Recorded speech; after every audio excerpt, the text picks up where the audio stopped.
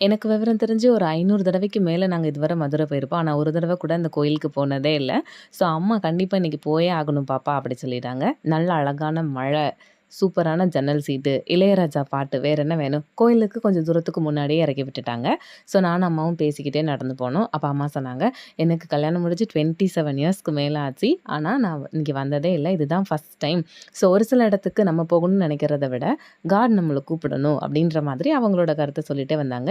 எங்களுக்கு முன்னாடி போனவங்கள ஃபாலோ பண்ணி நாங்க நடந்துட்டே இருந்தோம். கோயிலும் வந்தாச்சு. சரி கோயிலுக்கு தேவையான பூஜை சாமான்லாம் அந்த வாசல்ல இருக்கிற பூக்கடையில வாங்கிக்கலாம் அப்படி சொல்லி அம்மா அதுக்கு தேவையான பொருள்லாம் பர்ச்சேஸ் பண்ணிட்டு கோயிலுக்கு போயாச்சு. ஸோ கோயில்லேருந்து வெளியில வரும்போது நாங்க எதிரே பார்க்காத அளவுக்கு எங்களுக்கு சூப்பரான ஒரு பரிசு குடுத்தாங்க. இவ்ளோ பெரிய மாலை கோயில்லேருந்து கிடைச்சது ரொம்ப ஹாப்பியா இருந்தது. ஒரு சில காத்திருப்புகள் வர்த்தா இருக்குன்னு சொல்லுவாங்க இல்லையா? அந்த மாரி இருந்தது. திரும்பியும் கோயில் வாசல்ல இருந்த பூக்கடையில குடுத்து அந்த மாலைய ஒரு கவர்ல வாங்கி வச்சு கிளம்பியாச்சு. சூப்பரா இருக்கு.